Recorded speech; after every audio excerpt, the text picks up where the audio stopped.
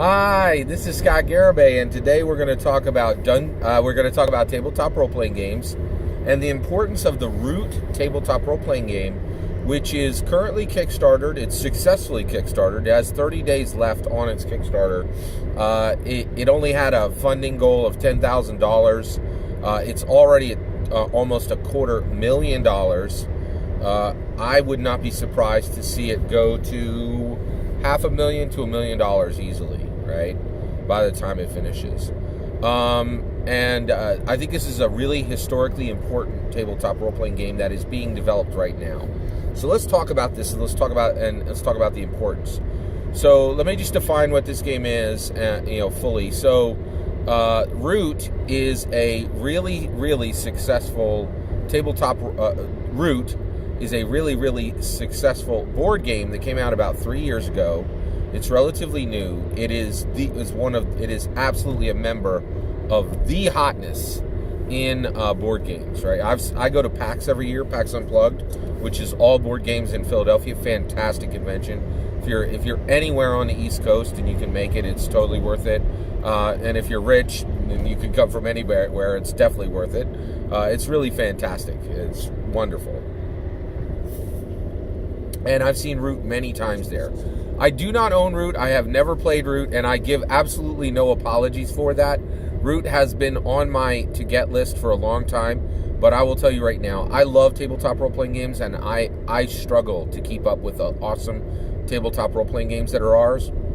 All the problems about having too many good games to play are tenfold, 20-fold, 50-fold in board games. It's so much worse. Root is just one of many amazing, awesome board games that are out there. Root is still on my to play list. I've seen the game many times. It is a beautiful. We're going to talk about. We'll talk about that separate. But it really is a super hot game that very much has a following, right? It really is a significant following for. There is a significant following for the game. It's very popular, right? Now, what is the game Root? Okay, so it is. Why is it special, and why have people really responded to it? The board game, right? Well, it is.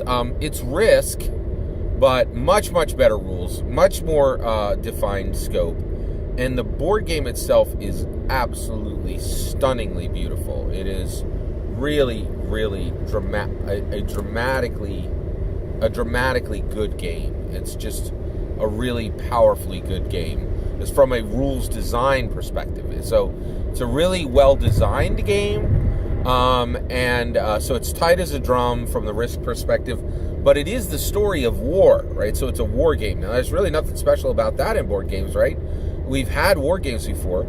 Really well designed, smoothly running board games, that's a little more rare. Here's the kicker for Root. There's two kickers for Root. The first kicker is it's all fuzzy animals. It's all like crows, bunnies, hamsters, like these furry woodland animals, right? These really cute woodland animals. The second is the art. The art on Root is amazing. It's this really kind of crude drawing style, and it's done in these beautiful pastels. If you've ever seen Mouse Guard, it's very similar to the style of Mouse Guard.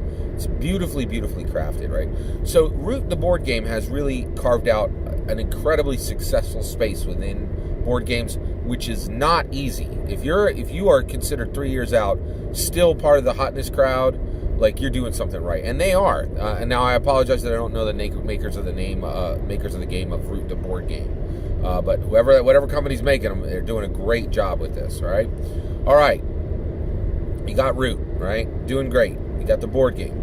Right now, the makers of Root, the board game, have authorized another company, Magpie Games. Magpie Games, their most famous game is Masks. But Masks, by the way, is a PBTA game, and guess what? Root is going to be a PBTA game. It's going to be a Powered by the Apocalypse game, right? So Root, the board game, is now going to be Root, the tabletop role-playing game. Now, why is this important? This is incredibly important to the tabletop role-playing game industry. And the reason why is I think there's a huge industry there's an industry that is maybe as big as 50% or perhaps 125% of the current tabletop role-playing game industry, right? The reality is board games execute at a much better rate than tabletop role-playing games. That's a fact, right? Like, there are many companies that make much more money and have much more well-run companies, more well-run companies. If you think I'm wrong, I'm going to give you the numbers, right? Most people today believe that the tabletop role-playing game industry is between $40 and $60 million a year. The board game industry is $1 billion a year. That's a lot of money, right? And it's factors larger than the tabletop role-playing game industry, all right? So here's the thing. The reason why I'm so incredibly excited about this is when I sit down to play a board game, which I love, every board game, I'm like, where's my tabletop role-playing game for this? And there's virtually no board games that can't almost seamlessly, with very low cost, be created into a tabletop role-playing game. You've already done the work. You already have these beautiful pieces for play. You already have the theme. You already have some rules mechanics. Not all the rules mechanics, but many of those rules mechanics will be able to be brought right over into the tabletop role-playing game. And when you do it, people will not be like, oh, you just pulled it over. They're gonna be like, oh, look at the delightful way you put this board game mechanic into my tabletop role-playing game. This is a Reese's Cup situation. This is chocolate and peanut butter, right?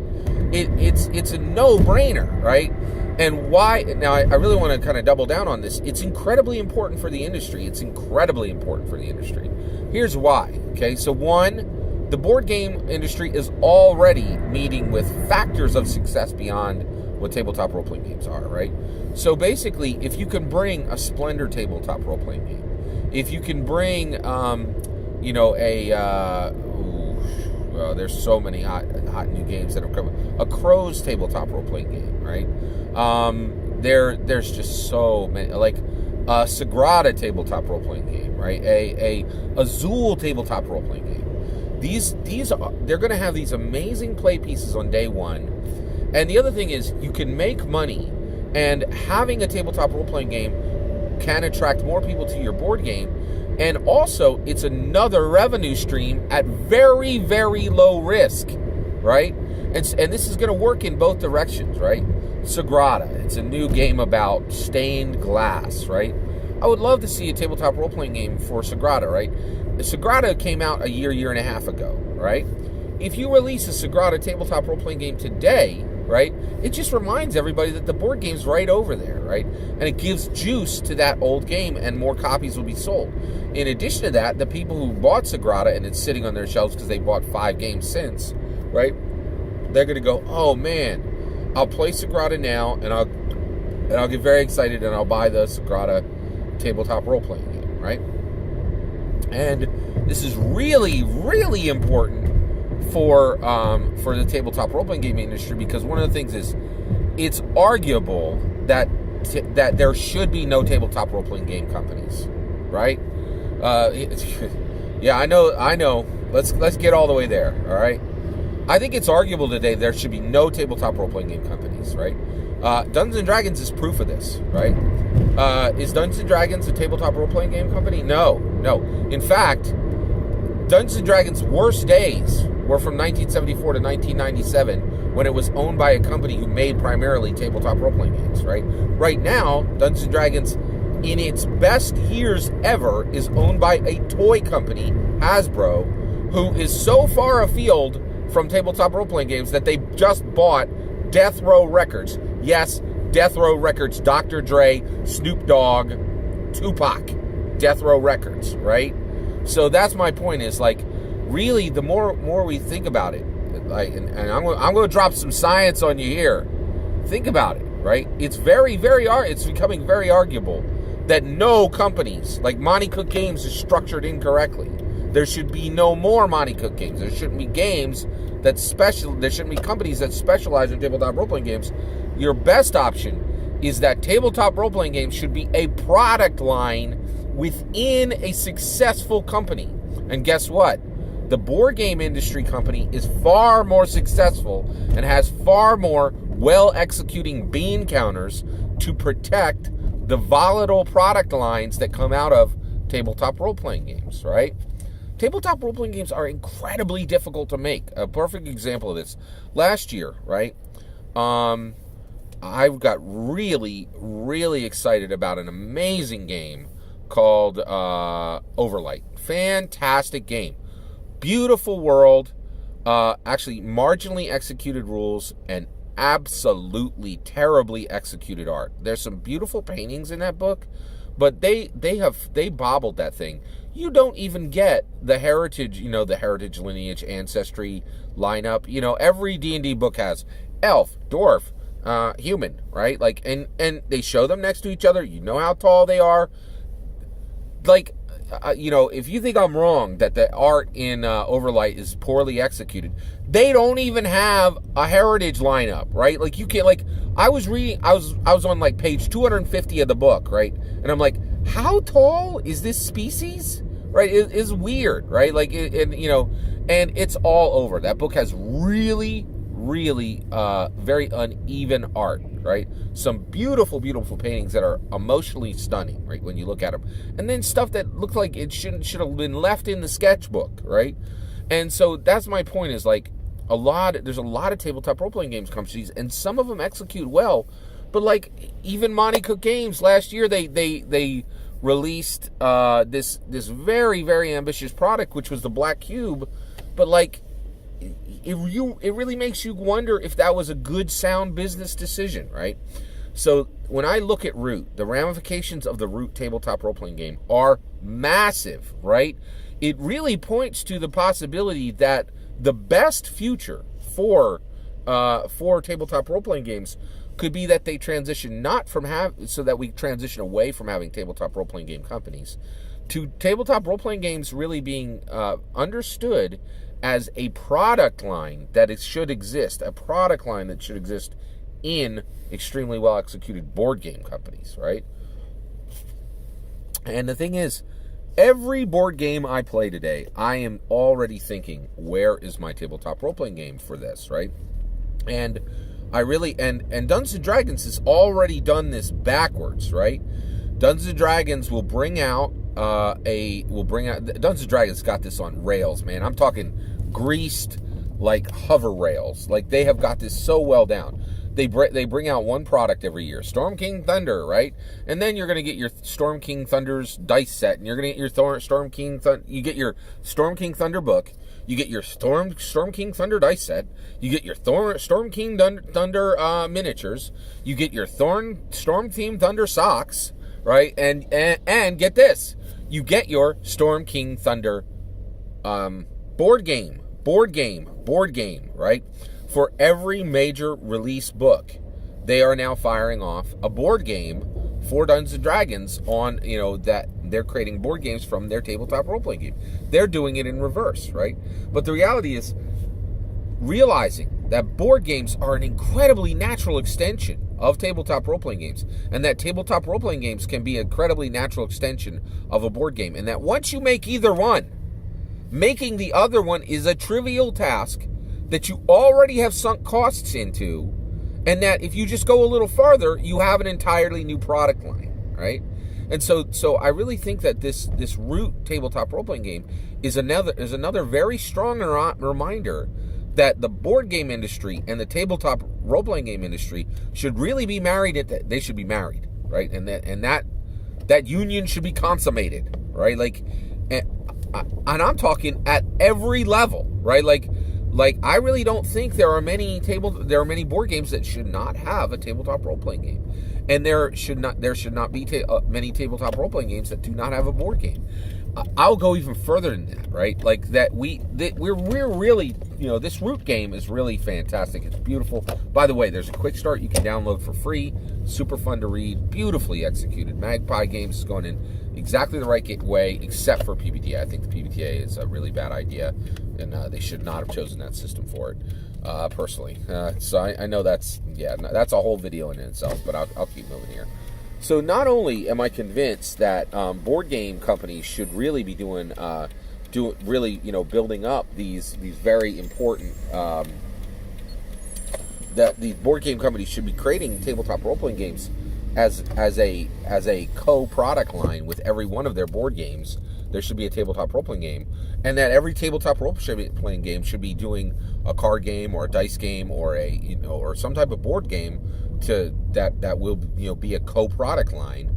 I also think there could be a possibility of I love rap music, right? And so rap music is really fantastic. So what if you got a situation where you had a company that said, listen, Splendor, you have these awesome game pieces, right? But ain't nobody care about 15th century gem merchants in Venice, right? But your game pieces are super dope. And I want to create a product line specifically for Index Card RPG that will use the Splendor gems as the monetary unit within that game, right? And so that's a great way to do it. And you can be like, and so a third-party company goes to Runehammer Games and says, we want to create a specific battle world for your game. That's a new term that Runehammer Games is using. It's for a book. Think of it as a setting book. And they're like, we're going to do a setting book, and we are going to purchase the right to use Splendor tokens in this Runehammer game line, right? Now, that's a rap song, right? That's a hard knock life for us. It's a hard knock life for us, right? That was turned into a rap song, right? Like, and that's my point. You could take elements from one, intermix it with the other, right? That is a really cool, unique aspect, right? So, and there's just so many possibilities for this. But I think from a business model, from a purely business model, this makes a ton of sense. And I am super, super excited about Root because they're executing on it, right? They're executing on what should be. This is a Reese's Cup situation. Board games and tabletop role-playing games they're great together. They're easy to make, and it makes more money for everyone, right? There's just no downside to this. So I'm super excited to see the Root the Root tabletop role-playing game coming out. Go get yourself the quick start for free, and if you like it and you got some dough, go help them with their Kickstarter, right? All that is my opinion. What do you think? Do you think I'm right? Do you want to see a Monopoly tabletop role-playing game? Do you want to see a Settlers of Catan tabletop role-playing game? Do you want to see a Carcassonne tabletop role-playing game? Let me know the board games you would love to see a tabletop role-playing game for in the comments below. Please consider liking and subscribing, and have a wonderful millennium.